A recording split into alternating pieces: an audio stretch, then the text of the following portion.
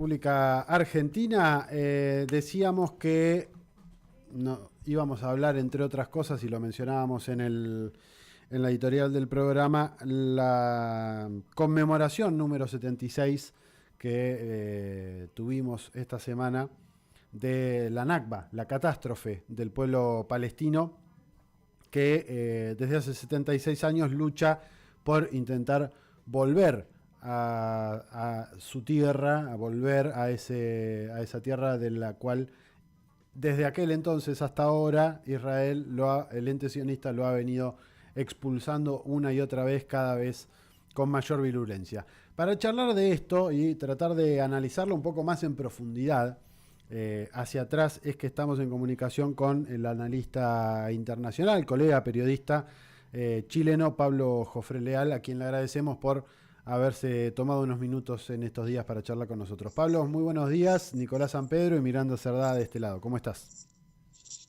Buenos días, Nicolás. Acá también esperando la conversación y poder ampliar lo que es esta conmemoración que tú mencionas, ¿no? Pablo, algunos analistas, algunos colegas señalan que lo que hoy se está viviendo en Gaza es una especie de Nakba 2 o de segunda Nakba. Hoy en la editorial decíamos, en realidad hubo una Nakba casi permanente porque en estos 76 años casi no frenó. El asedio y la persecución y la matanza del ente sionista para con el pueblo palestino. ¿Qué lectura estás haciendo de lo que está pasando hoy por hoy, si tuvieses que sintetizarlo brevemente? Bueno, efectivamente, el concepto de Al-Nakba es la catástrofe, ¿no? Y se da, eh, digamos, se consigna este concepto en función de lo que significó la proclamación de la entidad sionista el 14 de mayo de 1948. Es decir, esa proclamación lo que genera es la reacción del pueblo palestino y de países árabes en función de no reconocer el nacimiento de un ente absolutamente ficticio como es Israel. Y ente ficticio porque en definitiva nace en función de un territorio que no le pertenece, nace en función de una crisis de conciencia del mundo occidental, donde el pueblo palestino es el que paga los platos rotos en función de los asesinatos, exterminio y guerra que se generó en Europa, no en Asia Occidental.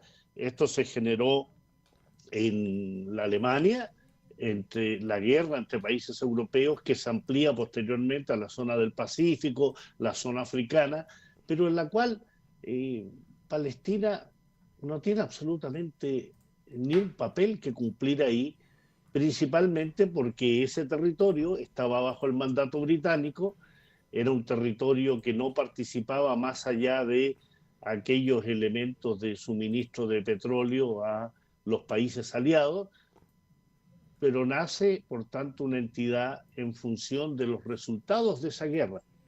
¿Qué resultado?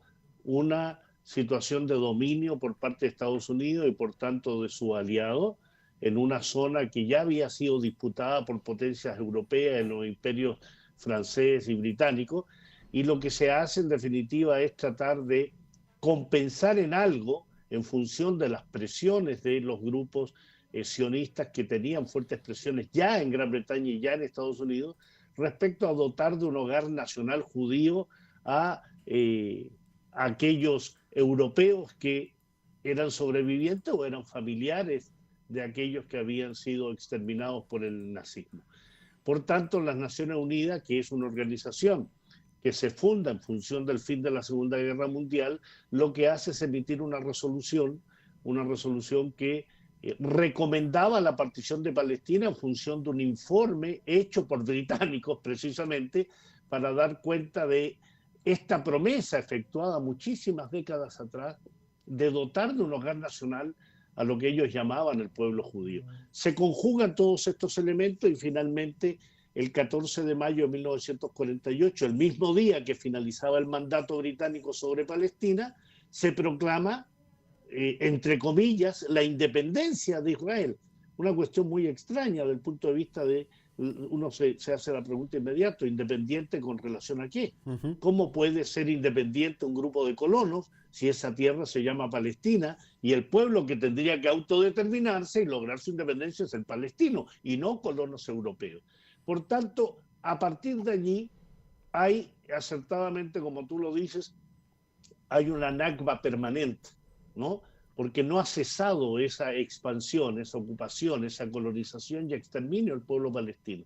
Y el 7 de octubre del 2023 lo que se comienza a generar es un incremento de aquella Nakba, un incremento de los asesinatos, porque todos los años, si tú sacas un promedio, son más o menos 500 asesinatos anuales con hitos como el año 2008, el 2012, el 2014, las intifadas, que marcan hitos por el incremento cuantitativo de los asesinatos.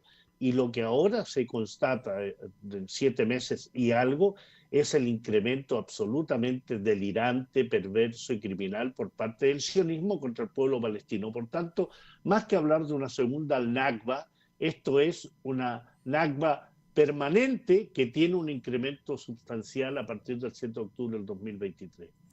Pablo, una de las cosas que mencionan también varios colegas tiene que ver y que también es por el devenir de cómo ha evolucionado el conflicto en esa región de Asia Occidental, cómo hoy por hoy Israel se está enfrentando a 5, 6, 7 frentes distintos.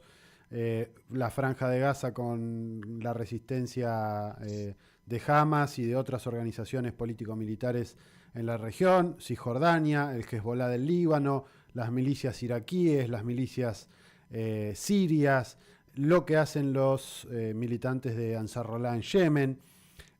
¿Hay alguna posibilidad de que esto escale? Es un debate que viene haciéndose desde, por lo menos desde el 7 de octubre para acá, y bueno, Irán, también la República Islámica de Irán, donde muchos afirman que esto de escalar podría llegar a ser algo incontrolable.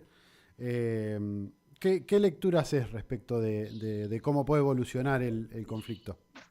Bueno, lo primero, Nicolás, es dar cuenta que, y permíteme eso, el presentar la situación como que Israel enfrenta muchos frentes, sin dar cuenta que Israel cuenta con el apoyo incondicional de Estados Unidos, de Gran Uh-huh. Bretaña, de Francia, de Jordania, de Egipto, con la pasividad de Turquía.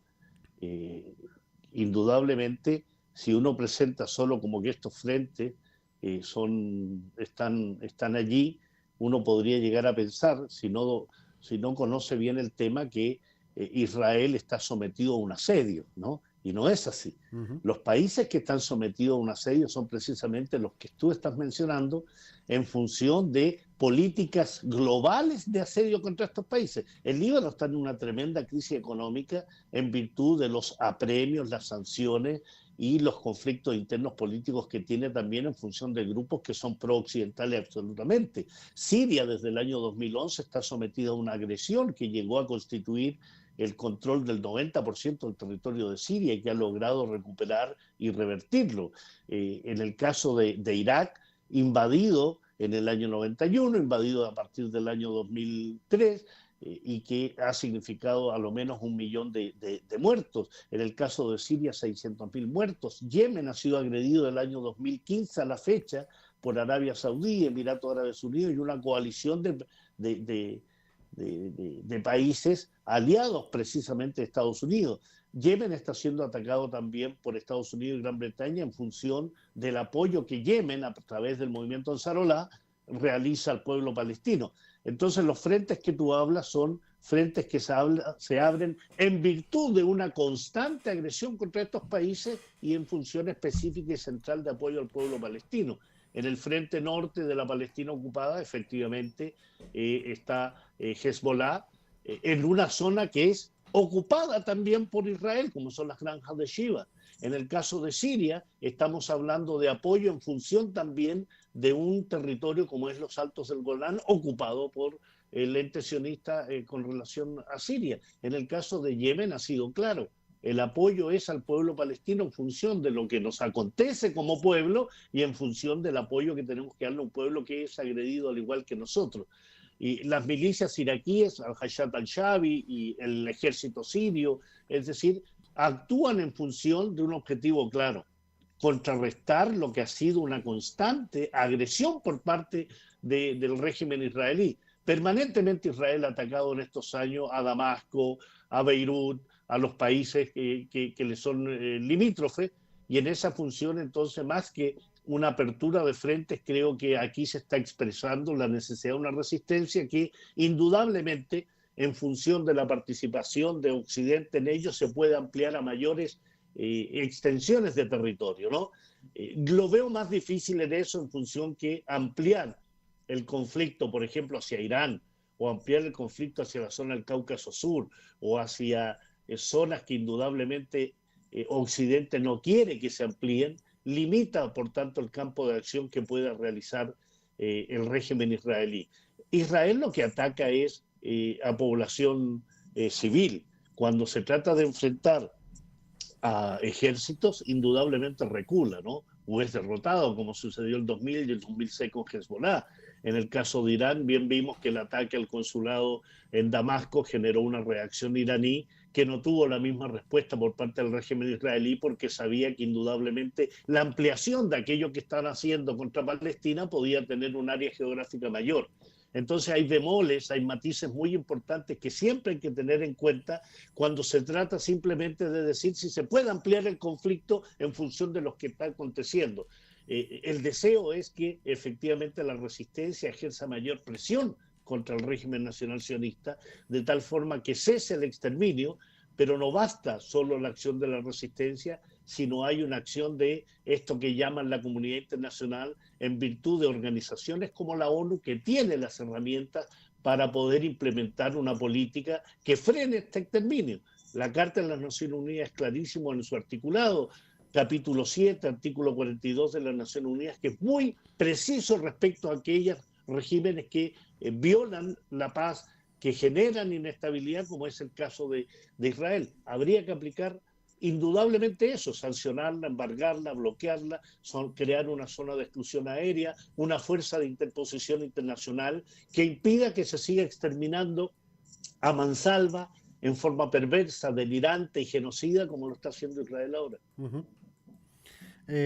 Una que, como para chequear inclusive, una de las cosas que se había especulado o que se había mencionado a la hora de tratar de analizar por qué en este momento estaba pasando lo que pasa en Gaza, tenía que ver con las importantes, o en teoría las importantes reservas de hidrocarburos que habrían encontrado en las costas de Gaza, reservas de hidrocarburos que evidentemente Israel quiere obtener. Esto es lo que, por lo menos lo que he leído en algunos análisis al respecto de por qué en este momento era importante avanzar en ese lugar. Y en estos días me llegaron de varios lados videos de un supuesto puerto ya empezado a construirse en Franja de Gaza, en esa región frente a donde estarían ubicados estos pozos.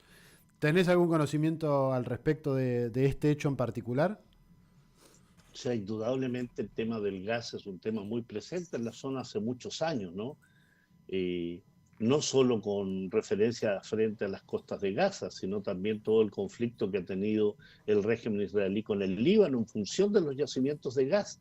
Es decir, el gas como elemento fundamental, se habla de que las guerras actuales obedecen mucho más que al petróleo, al tema del gas, el control del gas, el control de los gasoductos, el control de las rutas marítimas que transporten estas, se supone, energía limpia, que es lo que añoran, lo que desean y lo que ansían los países occidentales en función de sus propios desarrollos internos, no el desarrollo mundial, no la preocupación por nuestros países. Nuestros países siguen siendo proveedores de materia prima, pero lo que quieren estos países más desarrollados es que esa materia prima ir sacando el combustible fósil y más bien dedicarse al tema de energía limpia. El tema de energía limpia es eólica, todo el tema del hidrógeno, todo el tema del gas. Así que en ese plano, en forma indudable, lo que acontece en la zona tiene que ver también con eso, pero más que el descubrimiento de gas en el Mediterráneo, en el levante mediterráneo,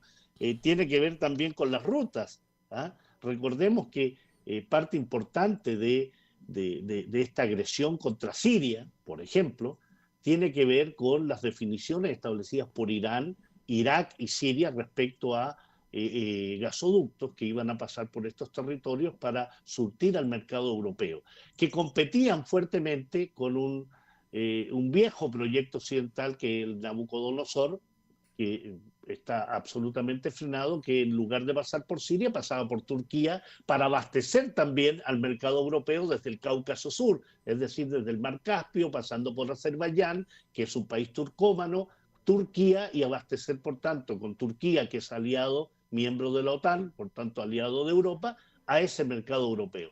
Entonces esto se remonta muchos años atrás. Se ha incrementado en función de las licencias de explotación que Israel le otorga a empresas norteamericanas. Se ha ampliado en función de dar cuenta de todo lo que está aconteciendo con relación a las luchas permanentes e intensas con respecto al uso, con respecto a la explotación y uso de los recursos hidrocarburíferos.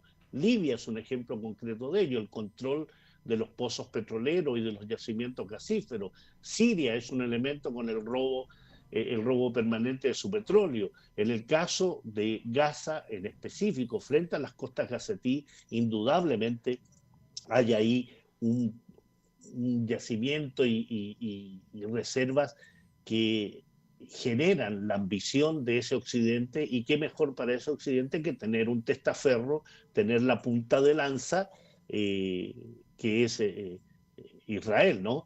Mira, la conferencia de las Naciones Unidas sobre Comercio y Desarrollo, que es una organización poco conocida pero muy importante, estableció hace ya, te estoy hablando, 6, 7 años atrás, que el gas natural y el petróleo como yacimiento en la cuenca del Levante Mediterráneo, es decir, aquella zona frente a Siria, frente al Líbano y frente a Palestina, se estima que esas reservas superan los 500.000 millones de dólares. Entonces, indudablemente que ahí hay un elemento fundamental, y cuando tú quieres instalar este puerto en Gaza, porque Gaza tenía puerto, ¿no? Ahí en el barrio de Rimal, en la ciudad de Gaza, había un puerto que ha sido destruido como el aeropuerto internacional de Gaza. Entonces lo que se pretende ahora bajo la excusa de un apoyo humanitario para que ingrese la ayuda humanitaria es que bajo control occidental se establezca un puerto donde, claro, no haya presencia de fuerzas israelíes, pero si hay fuerzas norteamericanas y británicas, estamos hablando de los mismos con uniformes distintos. Entonces, todos esos elementos confluyen para concluir que efectivamente parte importante del control de la Franja de Gaza lo constituyen las riquezas hidrocarburíferas que hay frente a las costas de Gaza. Así que, en ese sentido, absolutamente, es parte de todas estas luchas permanentes por los recursos naturales.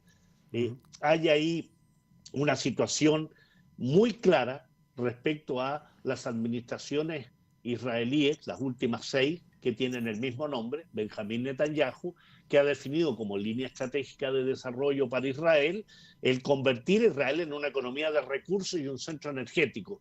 Si controlas gas, si controlas petróleo o controlas las rutas de estos hidrocarburos, indudablemente tienes un factor importantísimo para no seguir dependiendo de las limosnas multimillonarias, por cierto, que Estados Unidos, que Francia, que Alemania, que Gran Bretaña le entregan anualmente al ente sionista. Así que yo creo que efectivamente la colonización de la Franja de Gaza tiene un sentido estratégico, y si para eso hay que exterminar a la población palestina, es lo que se está haciendo. Pablo, muchísimas gracias por estos minutos de comunicación, como siempre muy claro, y un gusto haber charlado con vos. Gracias a ti, Nicolás, un gran abrazo, que estés muy bien. Grande. Charlábamos con Pablo Jofré Leal, analista internacional, colega, periodista chileno, que nos daba un pantallazo hablando de la Nakba palestina y esto que mencionábamos de una Nakba permanente para el pueblo palestino, en este caso potenciada en el último tiempo, o no sería potenciada, sino sería recrudecida en este último tiempo en la Franja de Gaza.